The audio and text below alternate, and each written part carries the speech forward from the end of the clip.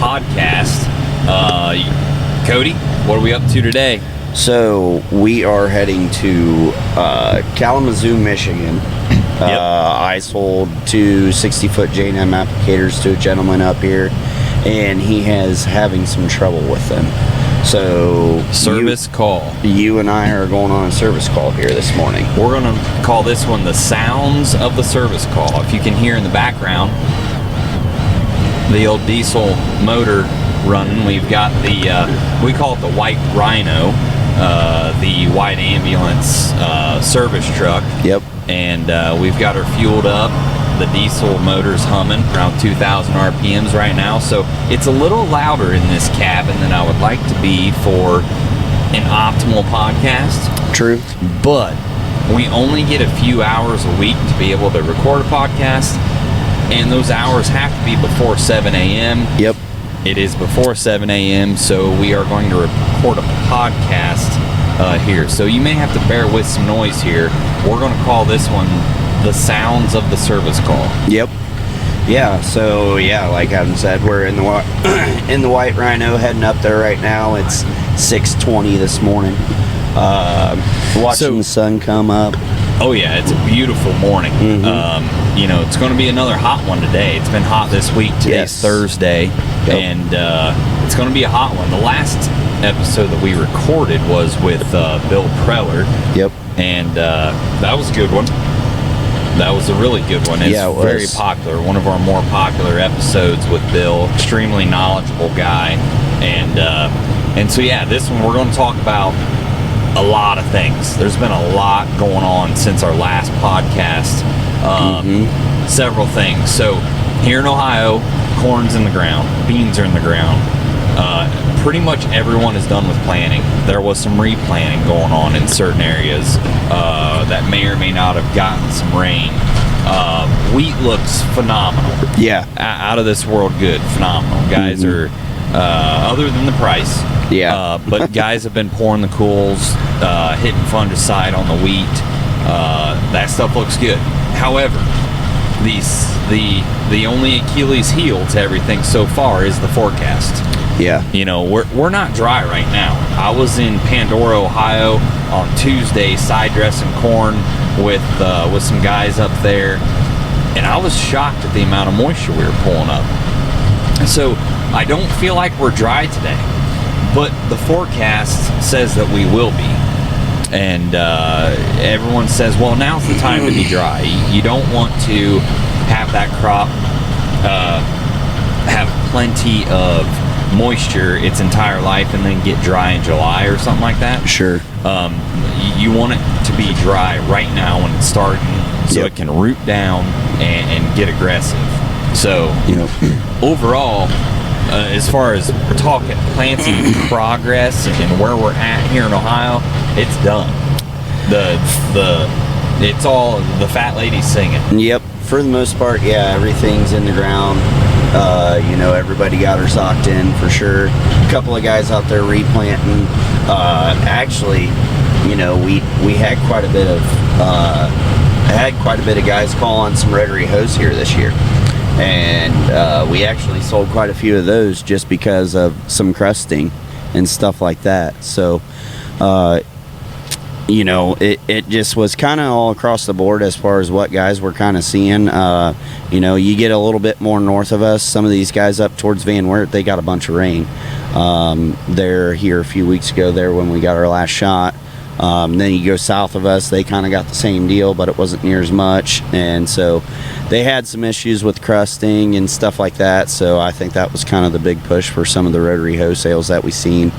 And but whenever you got a little bit further north of Van Wert, like Adam said, you were in that Pandora area there earlier this week, and how mellow that ground is right through there is awfully nice, and they didn't have very many issues as far as planting, and their stuff looked pretty good. I would say they're further ahead than what we were as far as the planting aspect. Yeah, I would say that's accurate. Everything's pretty well on the ground, and side dress season is in full swing. There's places in southern Indiana right now today that I know there's knee-high corn which is unbelievable. But there's pockets in southern Indiana that was 3 weeks ahead of us, and I had my very first side dress call probably 3 to 4 weeks ago, and that I couldn't believe it. I had a guy call me. He says, "Hey Adam, I'm getting this applicator out." I said, "Geez, Pete's your applicator. You still in your planter?" He's like, "Oh no, I got corn popping," and we were wet and cold yet at that time. So there's places down there that are very far along. But up here, side dressing is starting to really roll, which is a big deal for us. Side dress and nutrient placement is huge. We spend a very large portion of our shop time working on these J&M applicators, these fast applicators, getting them ready for this time of year.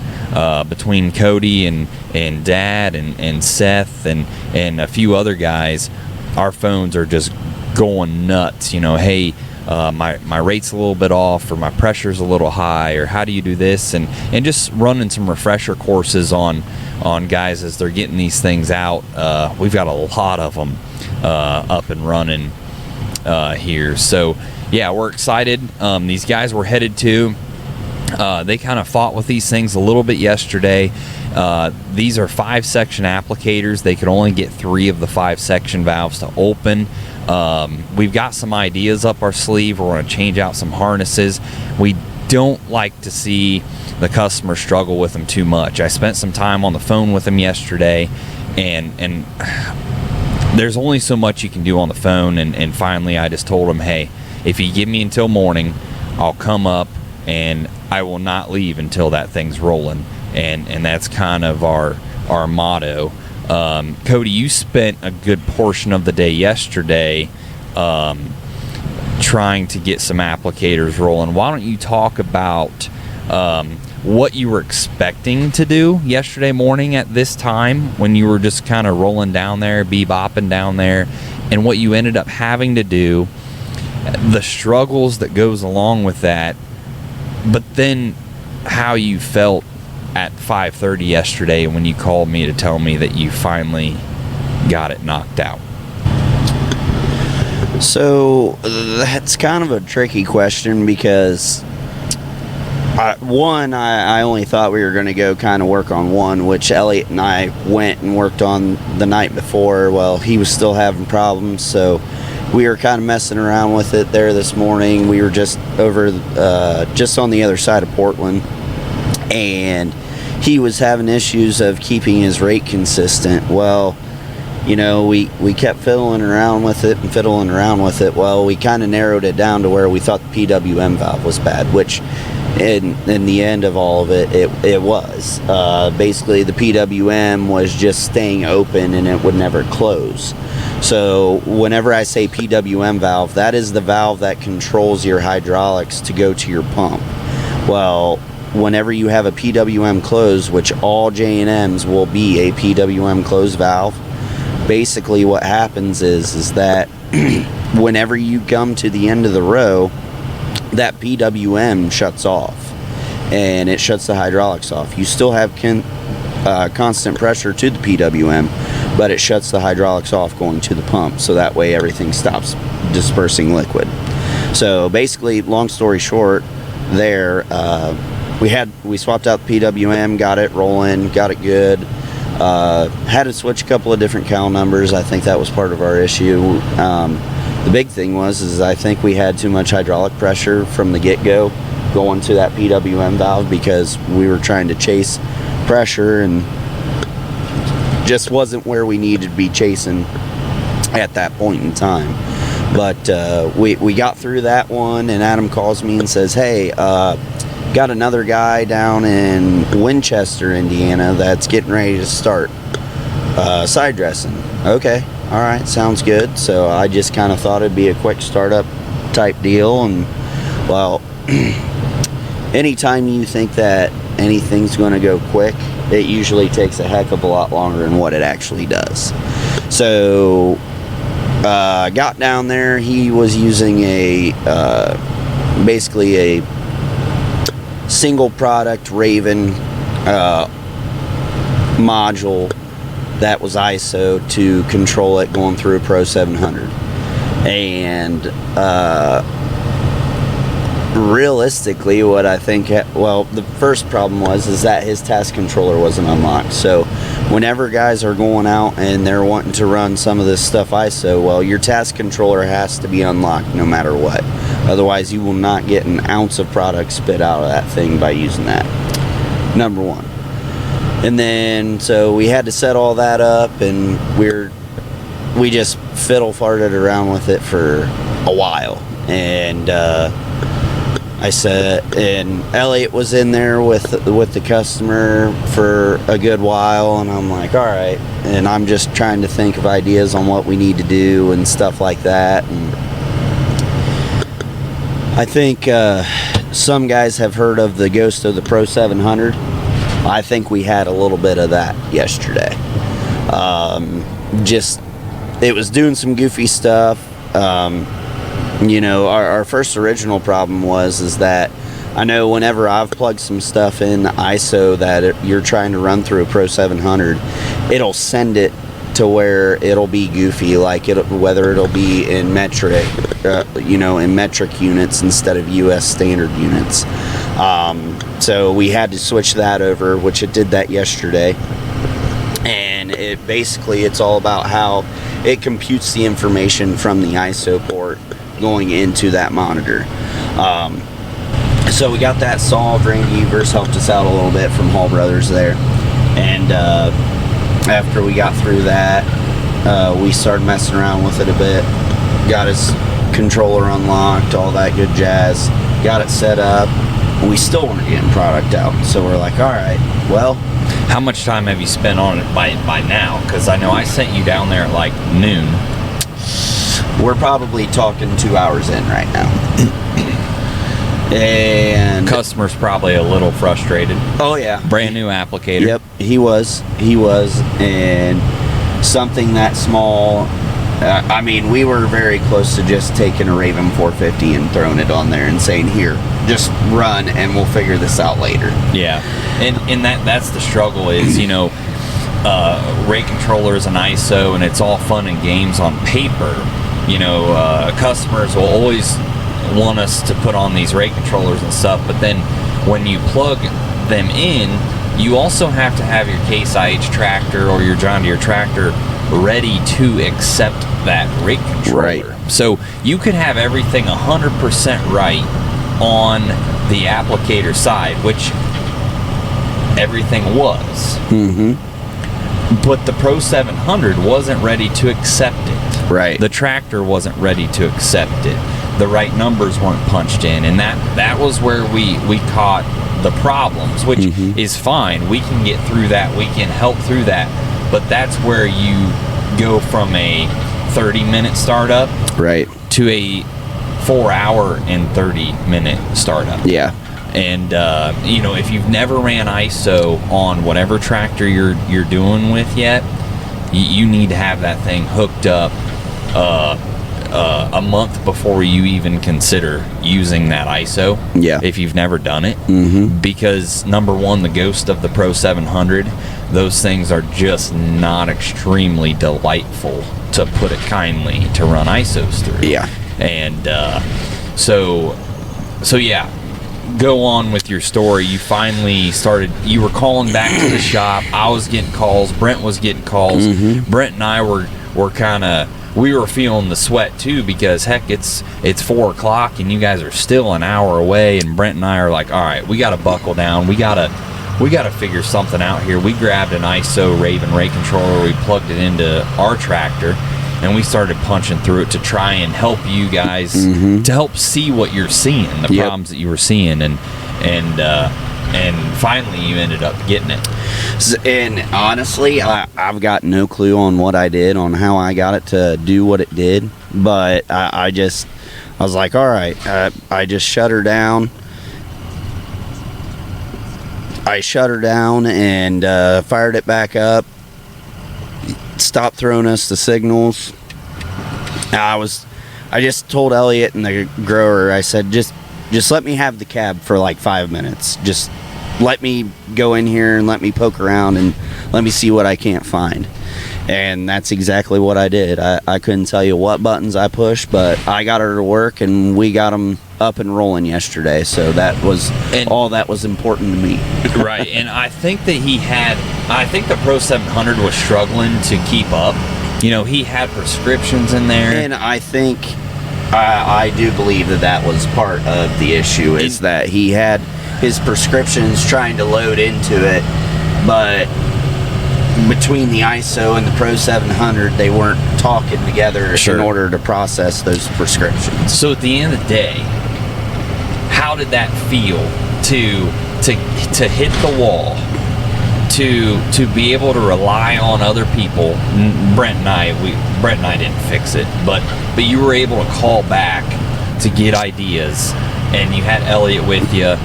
Lydia was down there, Hunter was down there, to have backup and the support. At the end of the day, how good did it feel to hit the wall, be able to dig through the wall, come out the other side with a happy customer who knows that you've got his back and that you can get him through some of this stuff, and you're going to dig and dig and dig until you get it done, no matter what? For me, I think it's the satisfactory and the gratitude that the customer has going to you. That is unmatched as far as what a person can convey to you on how grateful they are whenever you get something up and running for them, especially on a brand new piece, and we're going through all that stuff, and he's like, man, I'm sorry I kept you out here so long, but I appreciate that you took the time and you stuck it out to help get me running. And I was like, absolutely not a problem, and that's what we're about. The fact that I'm able to call back to the shop and get ideas and stuff like that, the support end, and at the end of the day, we're all a team. And that wasn't my applicator that I sold. I didn't care whose it was.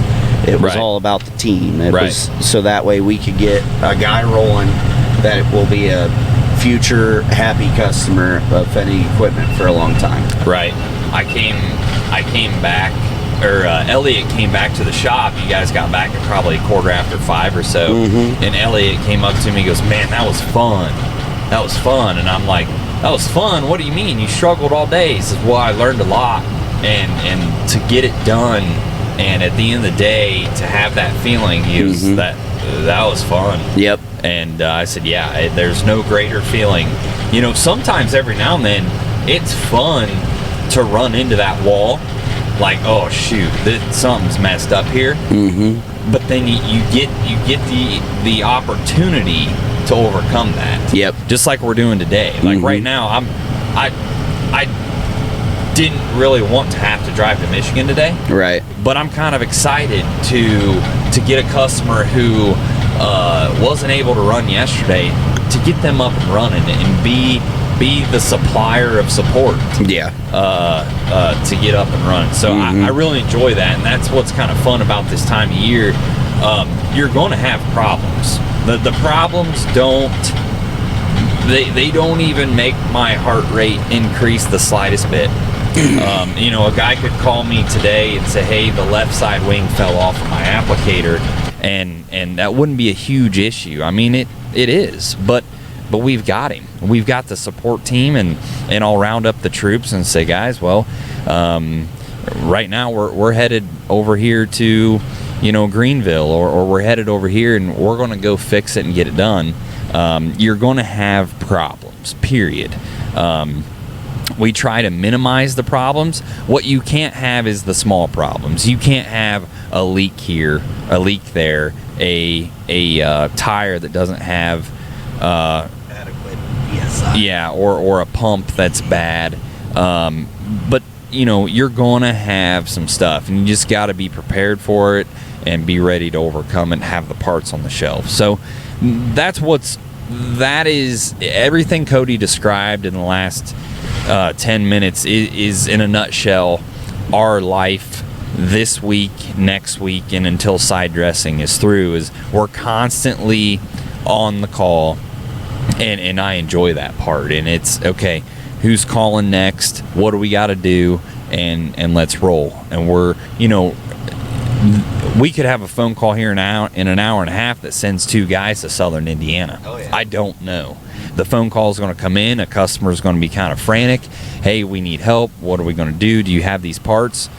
And I'm going to make some phone calls. They're going to load up the other red ambulance, and they're going to head south. And they will get it done. And so, as a salesman, there's no greater feeling to know that we've got that support behind us. And as a customer, if you're listening to this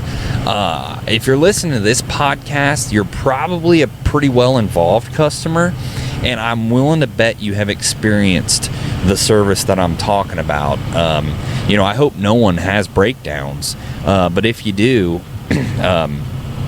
I hope it's with us, because we've got you.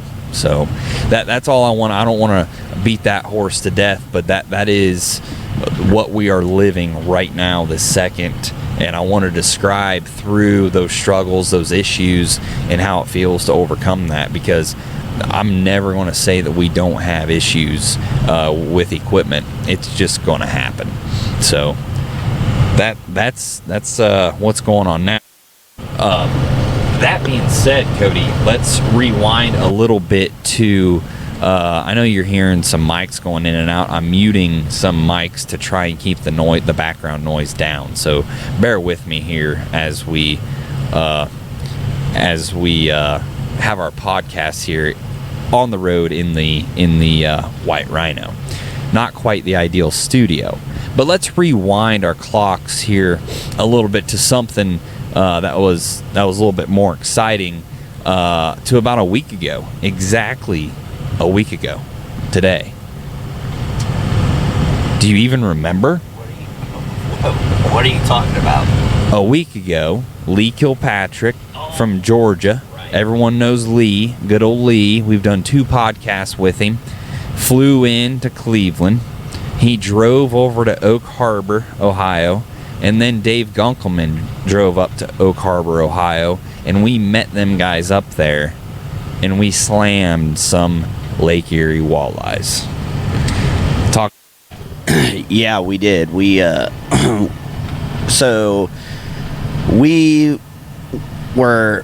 so Adam and myself and Adam's brother-in-law and Adam's nephew, we go to Erie every year and go walleye fishing on a charter. Well, we were blowing this up at Louisville, and Lee and Dave are like, "Oh man, we ought to go.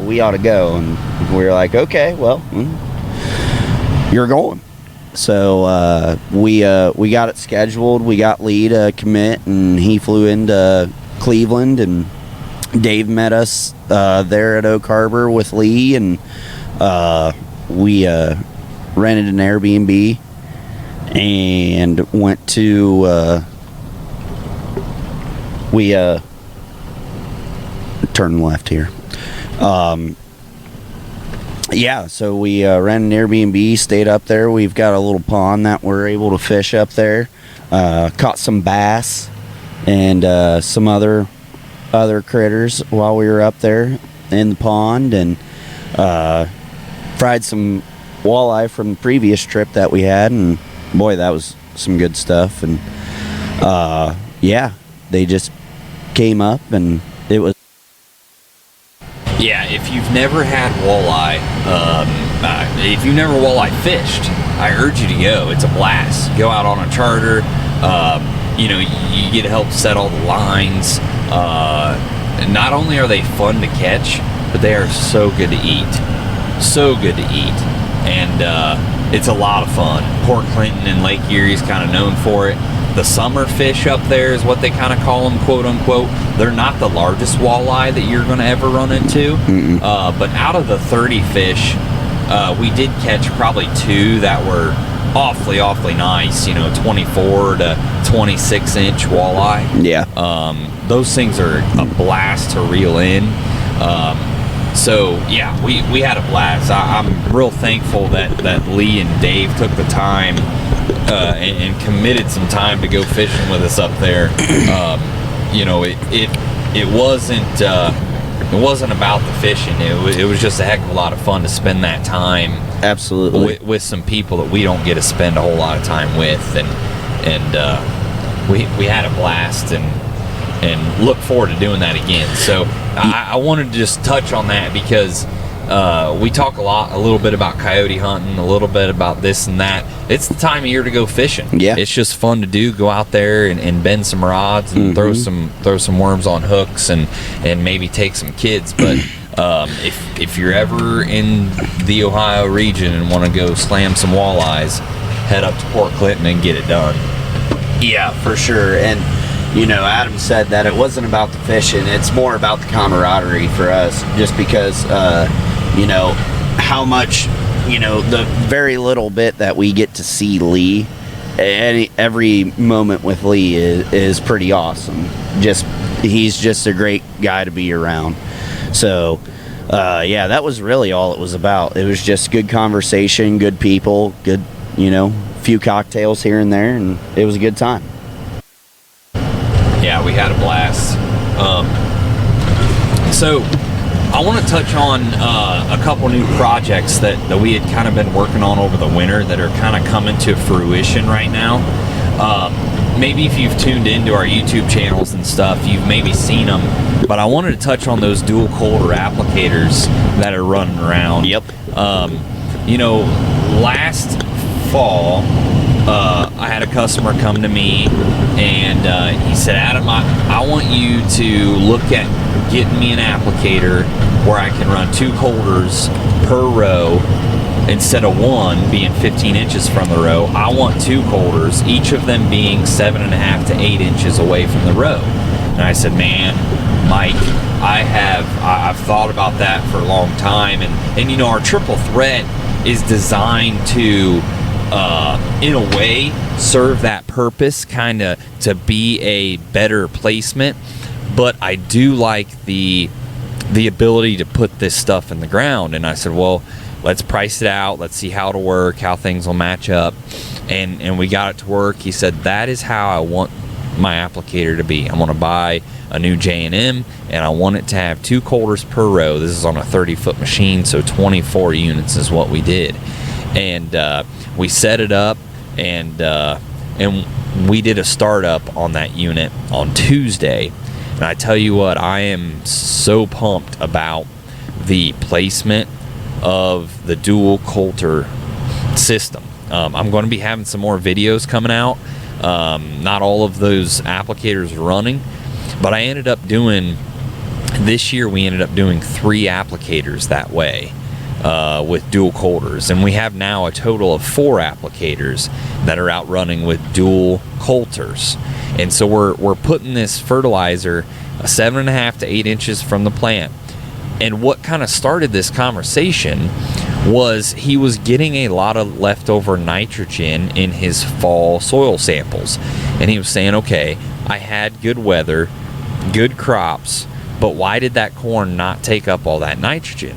Well, he's convinced that it is because it just simply wasn't able to get to it. It was too far away from the plant. And I had some guys go from 15 row coulters this year to 17s because they're seeing some of that too. Like, if you see some of these cover crop fields in the fall, you will be able to see where that side dresser ran. Yeah. There's either some excess nitrogen or there is a lack of nitrogen at that guess row, and it makes you wonder where we need to be placing this nitrogen. Yeah. And so I'm going to pay very close attention to this dual coulter system. It's obviously more money because you have to buy more coulters, but I want you to think about why you're putting your fertilizer 15 inches away from the row right now. When you're outside dressing, you're driving down that row, why are you putting it as far away as possible? When we're running on the corn planter, we pretty much put it as close as possible, either in furrow or 2 inches away is kind of the rule of thumb, right? So why do we have to put it so far away? Now, of course, with Y drops and stuff, we put it at the base of the plant in our triple threat system. But why do we do that with the coulters? Why do we put it so far away? And obviously I know the answer. It's because when you're side dressing corn, you don't want to be running over corn, and so you put it in the center. But what happens when we shift it closer? And that's something I want to dig more into. And I think I'm seeing it coming. I have a lot of guys talking to me about it. And I think that's something that with applicators, we do the triple threats. We do the Yetter innkeepers, which we're sold out of those things. I mean, how popular have they been? And we do the row by row flow monitoring kits to make sure that every row is as accurate as the one next to it, and that we're not over applying and all of those. But I think the location of the placement of our colders and knives might need some attention. Yeah, I mean, I've seen 2 out of the 3 rigs that we sold this year run. I was working on one of them yesterday, and I think the concept is there. Yeah, it adds some more weight. Yeah, it's probably a little bit more agile as far as what you're running as far as percent of product and stuff like that, since you are closer to the row and everything else like that, and how much stabilizer you need to be putting in there with it, if you need any at all. It's just kind of one of those deals to where, it's just one of those ideas to where it's like, all right, well, yeah, I think we can do this, and then bang, it just one after the other. I mean, the 2 were neighbors that we sold to, so it just kind of all worked out to where both of them are running, and they're, from what I've seen out of them, I think it's going to work really, really well. Yeah, I think it's pretty cool and interesting. That's one of the newer projects that I'm kind of wanting to hone in on, because nutrient placement's kind of a big deal to us, and so that's something that's been going on lately that I really want to look at here for the future. Mm-hmm. Let's talk kind of what's been popular lately. Cody, we did a lot of demos of that VRT, a ton of demos this spring. Yep. They were very popular. They still are. We retailed some. You mentioned some rotary hose are selling, some of those Enduraplast sprayers. Yep. Walk through what your customers are telling you. So depending on the area that guys are in, fertilizer placement is huge. It always is, and it really is a big deal for us. So definitely some applicator calls have been in here recently. I've actually had quite a few calls on some high clearance spreaders, some single axle high clearance spreaders. With guys wanting to spread, I can't think of what that is called. It's not, they call it something. Yeah. So I've had some guys wanting to spread some ASM and stuff, ESN, and that's been going really, really well for the most part on that side of things. We've got some of those rigs on hand. Other than that, it's really been replacement parts for applicators, knives, blades, stuff like that. Not really much of anything else in my book on that side of things. Some cover crop seeders. I sold a cover crop seeder this week, so that's starting to pick up already. So I don't think that that's going to ever quite fade all the way away. We can sell those things year round. It doesn't really matter what time of the year it is in my mind, but I've been getting some of those. Got a S2S bar heading out to New York here within the next week or two, going to a soil and water district, and your dad is getting one built up for Hardin County, I believe. That should be done here hopefully by the end of next week. So a lot of cover crop stuff, a lot of nutrient placement stuff, kind of our bread and butter wheelhouse as far as that aspect goes. I've had some guys on some corn head seeders. Those are always popular around this time of the year. I think the Enduraplast sprayers has been huge. Yep. I agree with that. The UTV sprayers, mm-hmm. the 3-point sprayers, those things have been popular. Yeah, we've sold quite a few of those already here this year. Those are just so common. They're a great product. The quality is definitely there whenever the Enduraplast name comes up for us, and that's why we like that product so well. What else has been out there? We've been working on a couple of tender trailers. Yeah. Here recently. Yep, those have been popular, and triple threats, of course, being side dress season. Yep. The Yetter innkeepers, we sold out of those things. Yeah. So side dress applicators in general, I've had a lot of guys calling, hey, what you got for good used applicators? And we've been moving some 60 footers, some 40 footers, and guys have been getting ready for that season. So yeah, a lot of stuff going on there. Now, I did a drone video last week. If you guys want to tune into the YouTube channel and watch it, we've been doing a lot of dirt and earth moving down at the Wabash store.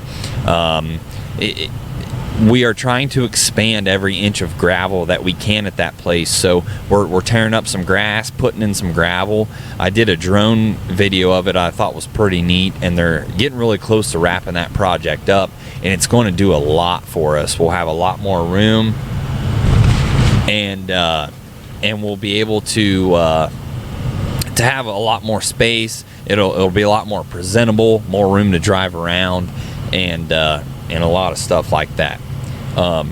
So been doing some of that today up here where we're at. I'm hoping to get some drone footage of both these applicators running. When you're watching like YouTube videos and stuff, and they like pass each other, and like the tips of the planter miss each other by like 6 inches. Yep. I'm hoping I can get something cool like that. That would be pretty Hopefully awesome. there are RTKs dialed in. I don't want to is there a safety breakaway on those J&M applicator wings? I tell you what, I don't believe there is. For when you're trying to get a good drone shot, if they didn't nudge over a little bit. If they were 23 Am I row good your way? No, do not go. I would wait. That's teamwork right there. See, we're team drivers. Isn't that what semi drivers do? Yeah, if they've got somebody riding with them. Yeah. Am I good? Yep. Not anymore because Captain here. Yep. But yeah, if they were 23 row applicators, we wouldn't have that problem. That's true. But they're 25s. Oh yeah, we better not do that. Yeah. Okay. Well, anyway, they definitely touch tips then. Yeah, we're going to be getting some good drone footage and footage in general while we're up here. So we're going to be wrapping up here soon. The background noise is driving me nuts, and I hope it's not driving you nuts as a listener. But I had a couple things I want to touch on here. Cody, we are through the planter season. Yep. We do a lot with planters year round. You get phone calls from every location of the country. What is your favorite? And you only get to choose one. What is your number one if a guy calls in, he says, Cody, I got a planter and I'm on a budget. I need one attachment for my planter. I've got a John Deere 7200, and I do minimum till. I got a no-till coulter up front.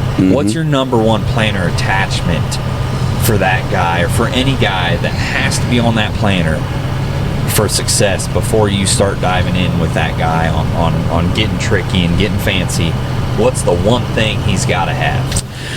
So I would classify that as kind of a loaded question in my mind to an extent. That's not a good answer.